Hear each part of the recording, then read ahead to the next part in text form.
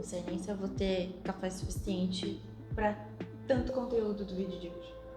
E aí, então será que as minhas encomendas da Shein vão ser taxadas, tributadas? Vamos no vídeo de hoje entender tudo sobre essa questão das encomendas internacionais e sobre esse spoiler aí dado pelo governo com relação a possíveis mudanças. Eu organizei, gente, no vídeo de hoje tudo bonitinho para vocês se localizarem no meio de tantos comentários que estão sendo feitos sobre esse assunto na internet. Vamos lá então?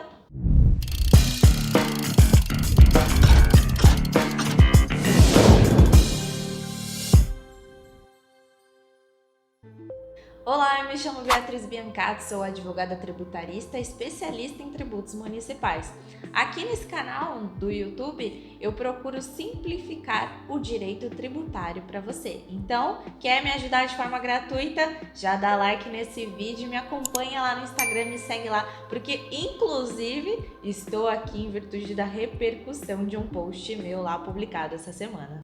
Não tem nada em vigor ainda sobre isso, mas é uma medida que foi anunciada pelo ministro da Fazenda, o Fernando Haddad, como fazendo parte de um conjunto de medidas a serem implementadas para melhorar a arrecadação. Do meu ponto de vista particular, uma melhor arrecadação nesse tema aí de encomendas internacionais seria melhorar o operacional da fiscalização. Porque, ao que parece, assim, a gente não está tendo controle de quando uma empresa utiliza um laranja pessoa física para conseguir esse benefício do limite da isenção, que é só para pessoa física. A gente não está conseguindo ter controle das falsificações de declaração de conteúdo. Fala que a encomenda é uma coisa, coloca na declaração de conteúdo que é a outra, mas a encomenda é mais valiosa do que aquilo que está declarado na declaração de conteúdo. Então, é mais fácil, qualquer coisa que entrar, a gente tributa agora, então, não tem mais limite. Então, me parece que tem alguma coisa equivocada aí, mas não tem nada em vigor ainda. Mas hoje sim, existe um limite, então, até $50, só não pode confundir a tributação com a taxa de despacho postal dos Correios, tá? Que é a taxinha que você paga quando sua encomenda da Shein chega aqui no Brasil, para o Correios liberar para te entregar a encomenda. Eu falei essa semana lá no canal sobre uma possibilidade de se extinguir o limite de isenção que hoje existe para encomendas entre pessoas físicas, pessoa física e pessoa física. Já vou falar sobre isso. Mas o post que eu fiz foi considerando uma própria nota, né, da Receita Federal, que foi publicada no dia 11 de abril, que pela forma com que ela foi redigida, de fato, toda a comunidade, inclusive jurídica, entendeu, né, interpretou como sim, que seria extinta essa limitação que existe de pessoa física para pessoa física, tá? Depois, vários noticiários colocaram isso como manchete. Fim da isenção, fim da isenção, fim da isenção, fim da isenção, comunidade jurídica em peso falando sobre o assunto, vários memes na internet, pessoas indignadas, comentando, revoltadas. Isso causou um reboliço muito grande. E aí depois, então, que muita coisa começou a ser esclarecida, veio nota do governo, veio nota do ministro da Fazenda, veio nota de pessoas fora da área jurídica, economistas, enfim, todo mundo começou a comentar sobre isso. Então a gente não pode ser ansioso. Então vamos entender no vídeo de hoje. Primeira coisa, para entender uma possível mudança no cenário de qualquer coisa, a gente precisa entender bem como é que funciona hoje, né?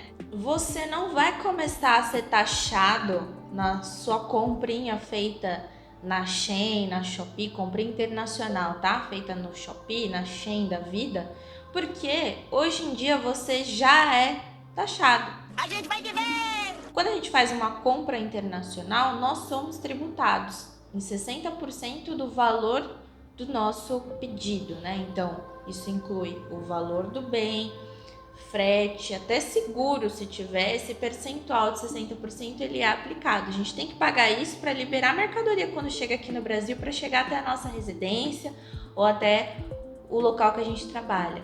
Não sei aonde vocês pedem para entregar as encomendas. Eu peço sempre para entregar aqui no escritório, porque daí sempre tem alguém que recebe, né? O miserável é um gênio! Então, esse benefício da isenção, ele só vale entre pessoas físicas. Isso que causou bastante confusão, né? Porque, olha, é bem diferente a gente falar de uma isenção entre pessoas físicas ou de pessoa física, porque dá a entender que a pessoa física já tem uma isenção hoje. E o que existe de isenção hoje, gente, é pessoa física que mandou, pessoa física que recebeu. Exemplo para ficar claro. Um parente, um amigo meu me manda essa xícara de mimo lá do exterior.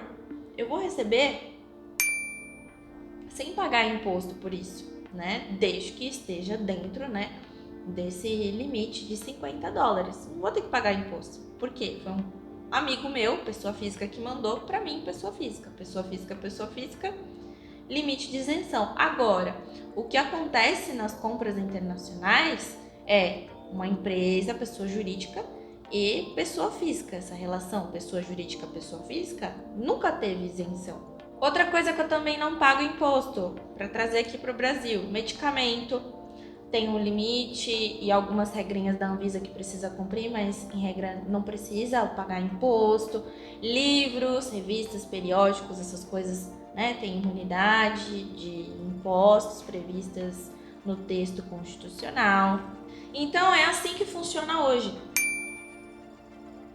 Mas qual que é o problema? O problema, e aonde realmente ali acontece, né, o gargalo da sonegação fiscal, é que tem algumas empresas que se passam por pessoas físicas, enviam a encomenda em pequenas partes para cumprir esse limite da isenção e simulam uma operação entre pessoas físicas, quando na realidade é uma pessoa jurídica e uma pessoa física. É uma operação comercial que não tem benefício de isenção. Esse é o problema. Mas como elas fazem isso? De diversas formas, né? Então, vamos imaginar que eu tenho uma empresa lá na China. Uma empresa lá na China que vende xícara, melhores xícaras de café do mundo. Aí o que eu faço? Tem um pedido lá de $100, que corresponde a $100. Eu vou mandar em 2 remessas de $50. E vou mandar em nome de Beatriz Biancato, não vou mandar em nome da minha empresa, certo? Isso é uma forma de burlar, né, a legislação, certo? Então, isso é crime, isso é sonegação fiscal. Então, esses tipos de problema acontecem, sabe? Então, se você não foi taxado, se você nunca foi taxado quando fez uma comprinha internacional, isso só mostra o quanto algumas coisas não passam realmente no radar da Receita, o quanto existe sim uma falha na fiscalização. Então, essa prática, inclusive, vem sendo chamada como camelódromo digital, contrabando digital. E a ideia do governo, então, é ter uma fiscalização mais incisiva sobre esse tipo de operação, para evitar essas manobras, sabe? Então, foi estimado pelo governo que pode ser que isso provoque aí um aumento na arrecadação, cerca de 8 bilhões aos cofres públicos, tá?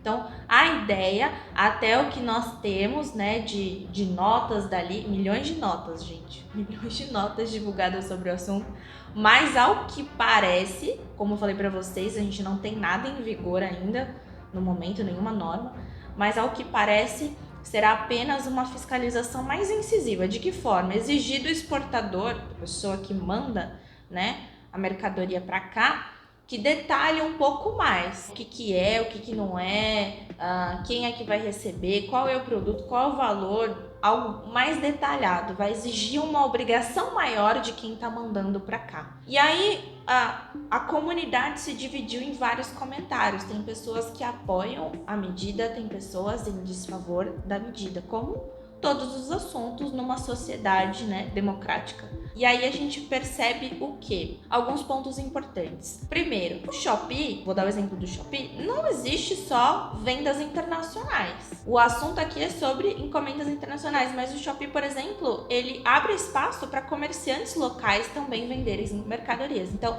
pedir a extinção do Shopee, de um marketplace que dá espaço para operações internacional, nacional, é um pouco arriscado, porque você também vai tirar o público nacional, local, que se utiliza dessas plataformas como forma de divulgação do trabalho, como forma de negócio, pagando todos os impostos certinhos. Então a gente tem que ter cuidado com generalização de ambos os lados. A nota que foi divulgada pela Receita Federal no dia 11 fez parecer que excluía essa extinção, né?